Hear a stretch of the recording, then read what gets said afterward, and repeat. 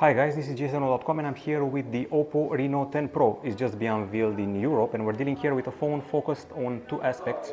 I'm talking about the zoom and I'm also talking about the portrait. That's what they wanted to highlight. We have here a special silver gray version with a glass back, glass front, curved glass actually, and an interesting swap in specs compared to the regular model. I mean, this one opts for an older CPU, not the MediaTek Dimensity 7050 also seen on the Realmes.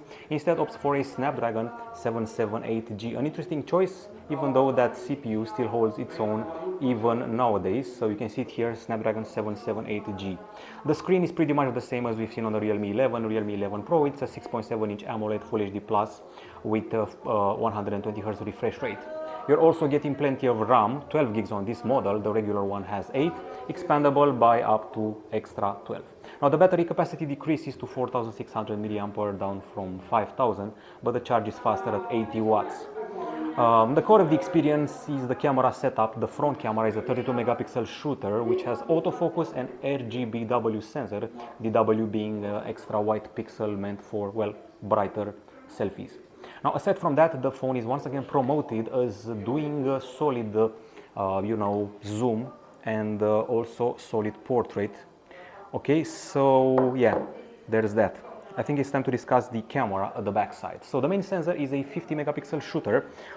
It's a quality Sony sensor from what I understood. It has optical image stabilization as a big plus and f1.8 aperture. At the same time, there's an 8 megapixel ultra-wide camera and a telephoto 32 megapixel shooter with 2x zoom. They're also focusing a lot on the portrait features. They even promised a special Pro portrait mode, which I have yet to uncover. Otherwise, I see Pro, Extra HD, Panorama, Slow-Mo, Time-Lapse, Dual View Video, stickers and text scanner.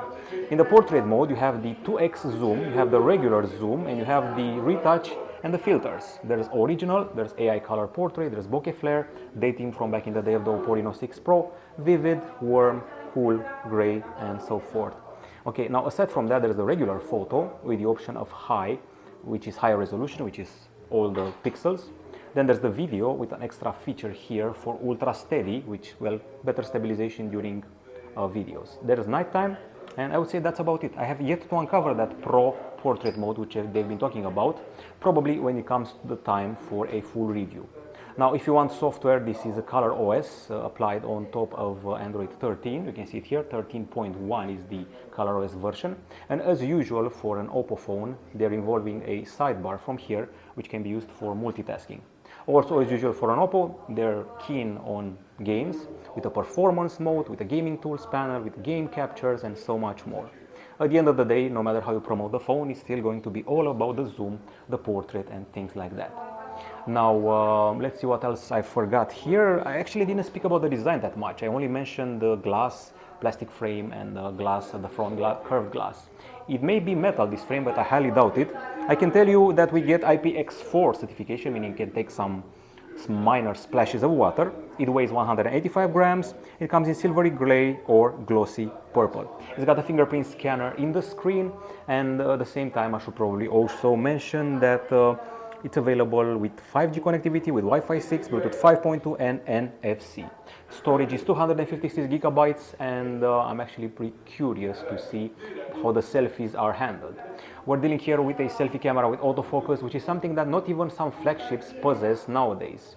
You can tweak the skin and also apply filters here. However, an interesting thing, yes, we have the same bokeh flare and AI color portrait as the regular main camera. Okay, so in a nutshell, it's a portrait and zoom phone with some abilities which don't even appear on flagships nowadays. I would love to see, honestly, more phones from the mid-range department offering 4K video capture for the front camera, which honestly I don't think we have here. Let's check it out. So yeah, only Full HD. But interestingly, there is a special stabilization option for the front camera and the option of alternating with angles, which is once again something which is pretty rare for a selfie camera. That's it from us from GSM Dome. First contact with the OPPO Reno10 Pro.